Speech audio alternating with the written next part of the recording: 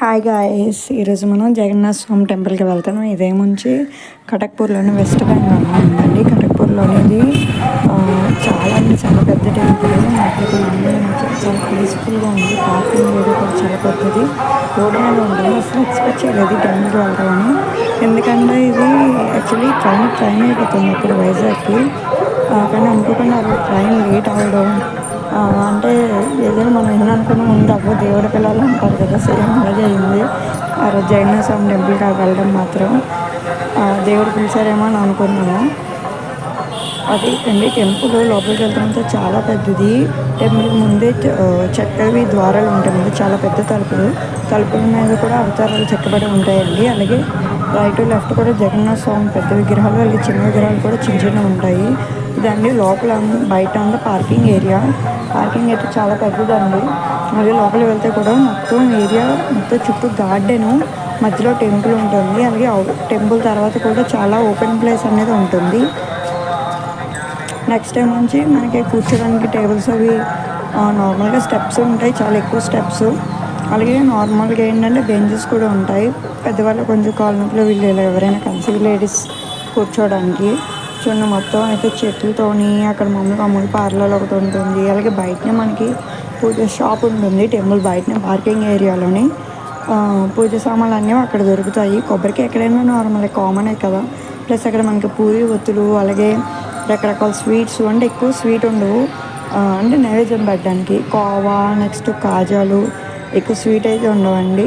అలాగే ఇది వినాయకుడి టెంపుల్ అండి. అప్పటికి ఇంకా ఈవినింగ్ అంటే 4-5 ఇలాగా అవుతుంది. 5 ఇంకా ఓపెన్ చేయలేదు. ఒక్కొక్కరికి హారతి ఇచ్చుకొని ఓపెన్ చేస్తున్నాను అనమాట. ఇంకా వినాయకుడిది అయితే అప్పటికి ఓపెన్ చేయలేదు.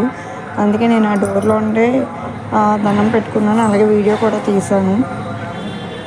అలాగే వినాయకుడి తర్వాత కూడా మనకి ఇంకా పైకి ఎక్కడానికి అయితే స్టెప్స్ ఉంటాయండి. వినాయకుడు అక్కడ ఏంటంటే ఒకటి ఉంటుంది. అది నేనైతే ఏదైనా ప్రసాదం కౌంటర్ లేదంటే తులాభారం ఉందని నేను అనుకుంటున్నాను.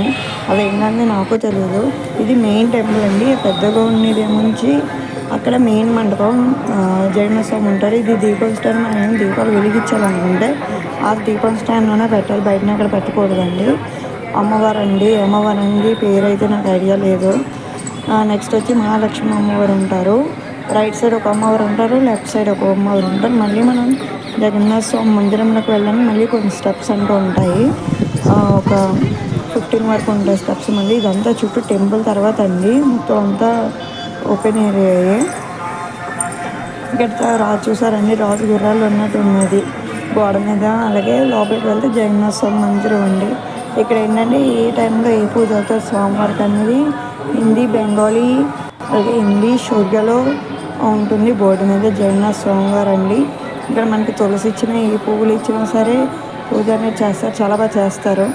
అలాగే ఏంటంటే ఇక్కడ పువ్వుల దాంట్లో మల్లె పువ్వులు అయితే మనకి ఏంటంటే లైక్ ఆంధ్రాలో ఏంటంటే 2 పువ్వులు కలిపి ముడి కుడతారు. ఇక్కడ ఏంటంటే సింగిల్ ఒక్కొక్క పువ్వే కింద దండ కొడతారు. మల్లెపూలు స్వామివారి రథాలన్నీ 3 రథాలు ఉంటాయి. ఇవి గార్డెన్ ఏరియా అన్నాను కదండి, గార్డెన్ ఏరియాలో ఉంటాయి 3 రథాలు వరుసగాన.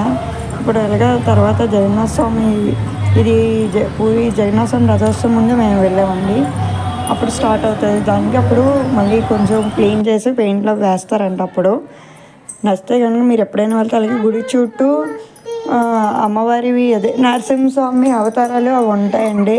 అలాగే గుడి చుట్టూను కల్కి అవతారం, కూర్మ అవతారం, వీళ్ళకి అవతారాలు అయితే ఉంటాయి. వీడియో సరే నచ్చితే లైక్ చేయండి, షేర్ చేయండి, ప్లీజ్ సపోర్ట్ చేయండి. Thank you all.